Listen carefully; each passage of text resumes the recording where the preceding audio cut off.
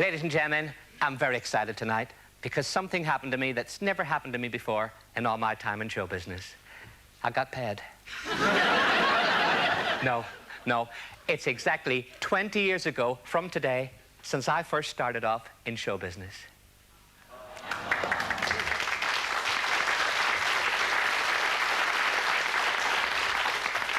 One of these days, I'm going to get a laugh.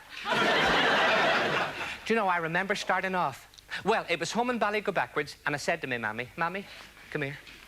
Oh, no, she was there. I said, I'm going into show business. And do you know, folks, the tears rolled down her cheeks? They rolled up them as well. She was standing on her head. She said, I'm going to make you a packed lunch for your journey to England. And what a lunch. 15 bacon buddies, 12 tins of Coca-Cola, a full side of bacon, 200 weight of King Edward potatoes, and 24 tins of sliced peaches. I kissed her goodbye, got to the door, and the bottom fell out of the carrier bag. But you know, I started off in the holiday camps as a chalet maid. The money was good, but the skirt was a bit tight. And then I got my big break, just above the knee. No, it was the type of break you dream about. You know what you see in the pictures? Well, the comedian on the show, he collapsed. That often happens when a half a brick hits you behind the ear. And it was my big moment. I walked out onto the stage, and the spotlight fell on me. I was unconscious for 2.5 hours. And I remember my first joke. Will I tell you my first joke, eh? That I told? Well, it was all about my Uncle John. He was passing the canal, and he heard this fella in the water. I can't swim. He said, neither can I, but I'm not boasting about it. But that's not the end, there's more. He said, I'm drowning. I do the action. And he jumped in and he pulled him out. And that night, the police knocked at his door and he opened the window. John, did you save a fella from drowning this evening? He says, I did. He said, I'm afraid I've got bad news. He hung himself. John said he didn't. I hung him up to dry.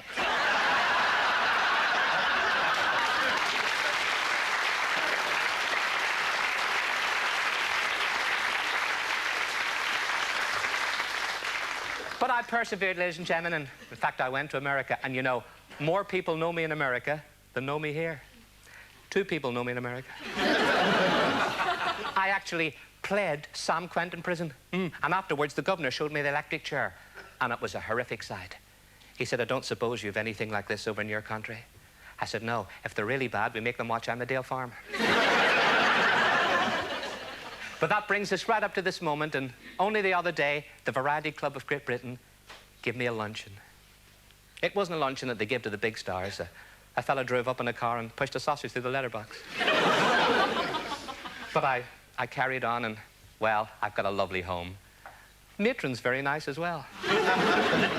And you know, ladies and gentlemen, to this very moment when I think, 20 years.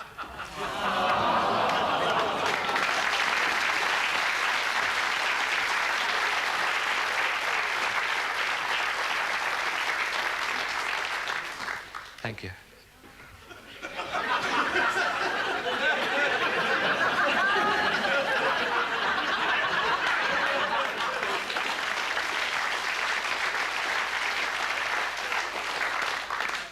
This is my cake to celebrate 20 years in show business. In fact, ladies and gentlemen, tonight it's very special because all the stars, all the household names that I've worked with over the last 20 years, all my friends have come along tonight to help me with the cake.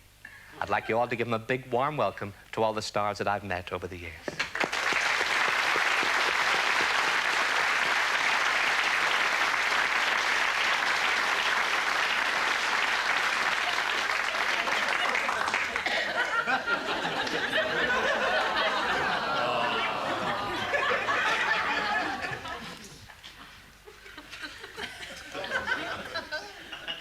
It's a big cake. Would anybody like a piece?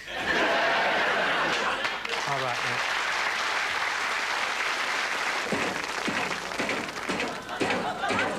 Hey! I've had enough of this. You asked for the job working the hydraulic roast flattening machine. You're taking advantage of me because I'm an unemployed Lord Admiral of the fleet. You're fired! Right!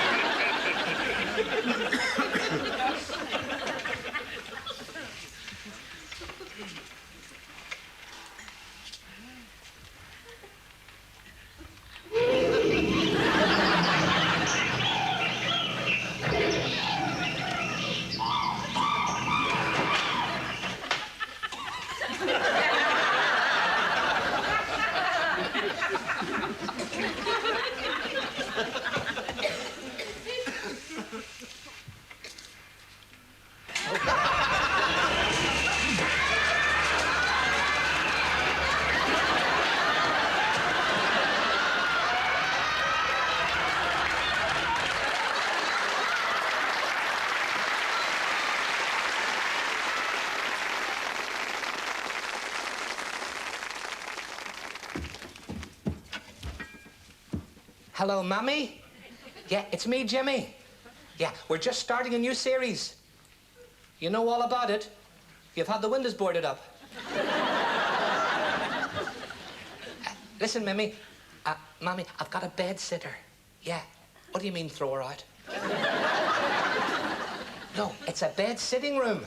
Uh-huh. It's very nice. No, it's not like home. It's got a roof. How are things at home? Dad's made a new coal shed, but you're not happy with it. It doesn't look right in the living room. Yeah, has he hung your new curtains up? You made them take them down again. You wanted them on the inside. He's been to the doctor. What for, Mummy? The top of his legs are red raw. The doctor told him to lower his braces 6 inches.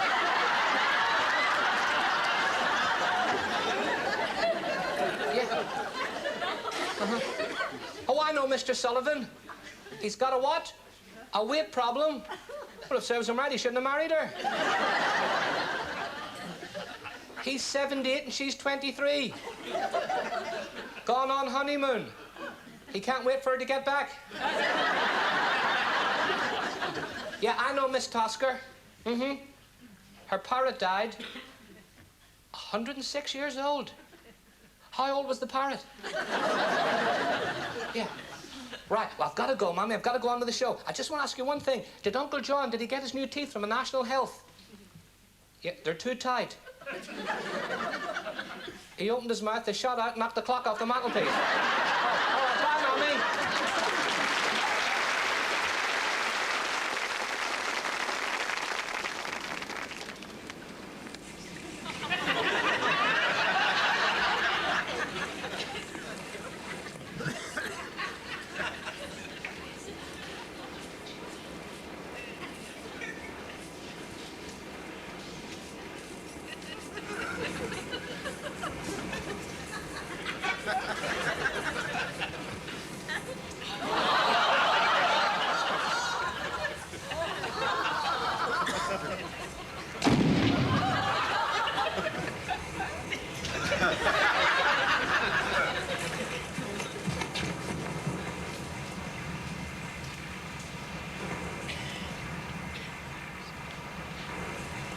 Oh, no.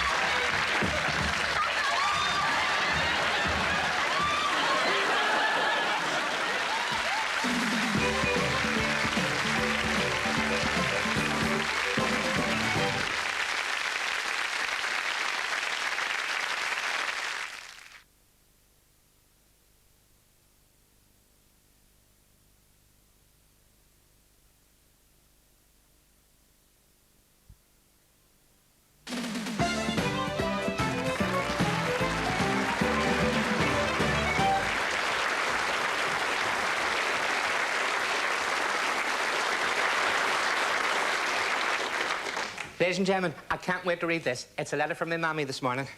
She said, "Dear Jimmy, I can't spend too much time on this letter. I have a duck in the oven and I had to keep my eye on it.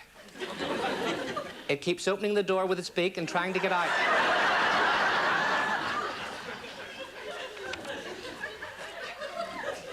Your father has had one of those nasty telephone calls. A man rang him up and offered him a job.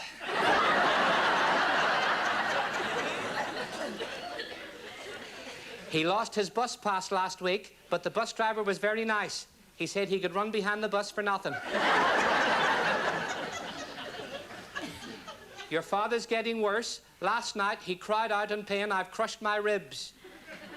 It was a packet of crisps in his pajama pocket.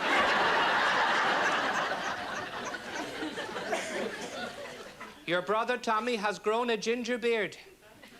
He nearly lost half of it yesterday when he was eating his shredded wheat. He got the sack from his job on the farm over the battery hens. He killed 6 of them trying to get the batteries in.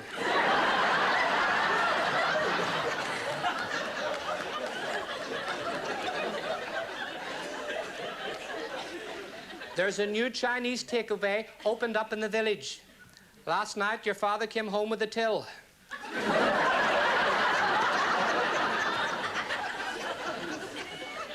We went for a meal there the other night, and it's the first time I've used chopsticks. It took me 2.5 hours to eat my rice pudding. I must close now, as the duck has jumped out of the oven and is in the sink onto the cold water top. Lots of love, Mammy.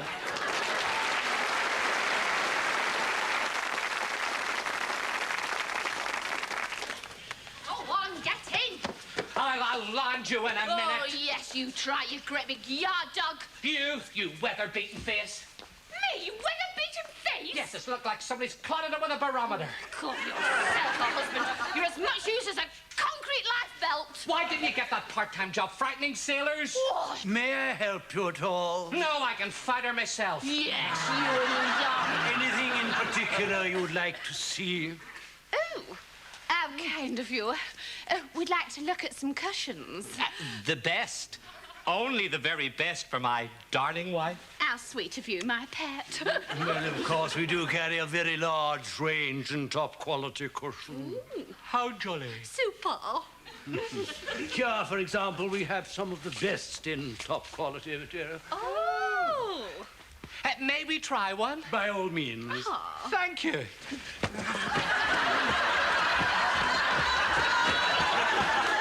I don't think so. Not quite happy with those.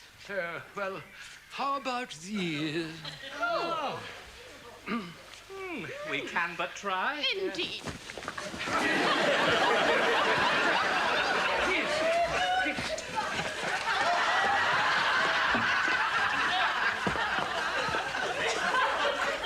A slight improvement on the previous cushions. But not exactly what we had in mind. No. Well, of course, these are our very finest cushions.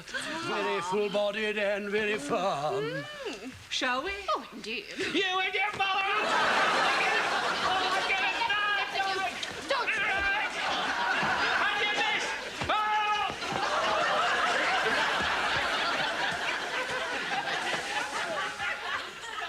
Perfect.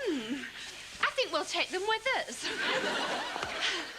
Which floor do you sell the frying pans on? Third. Great. Let's go. Can't wait.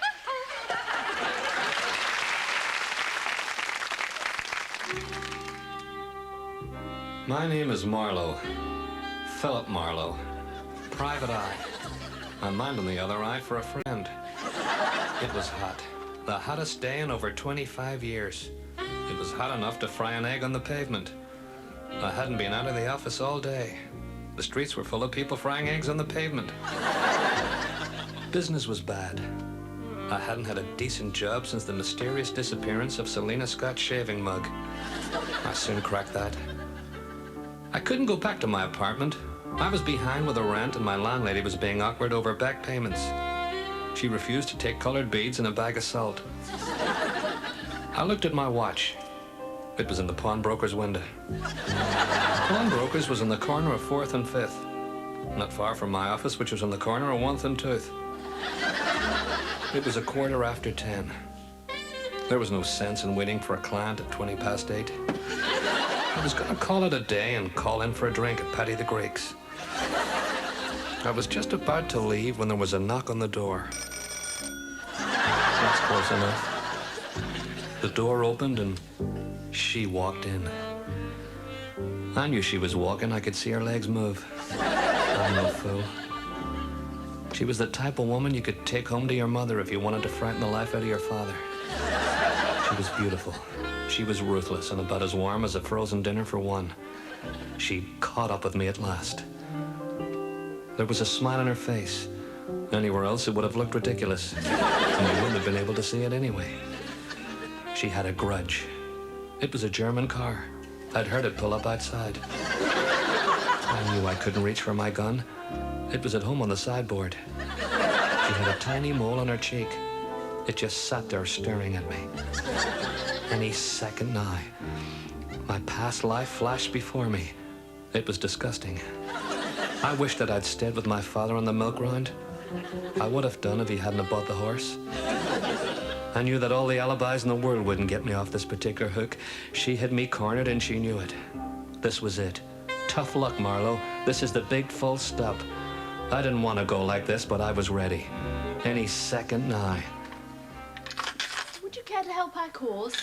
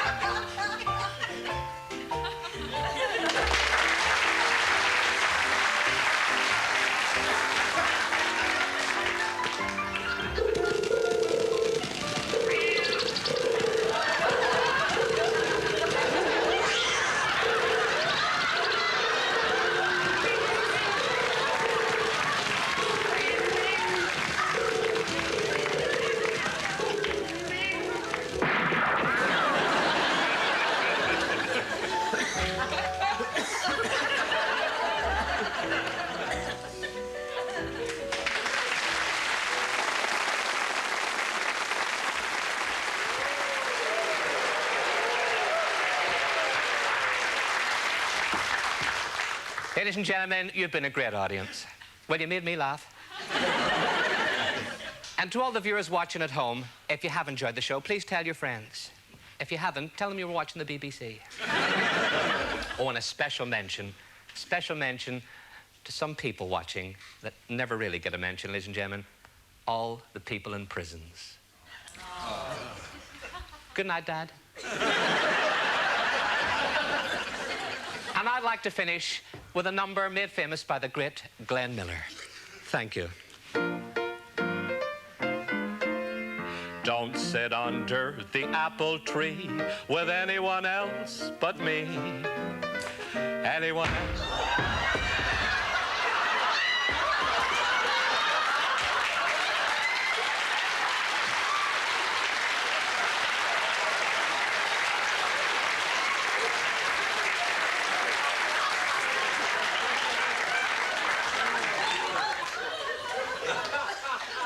You missed. Thank you. Don't sit under the apple tree with anyone else but me.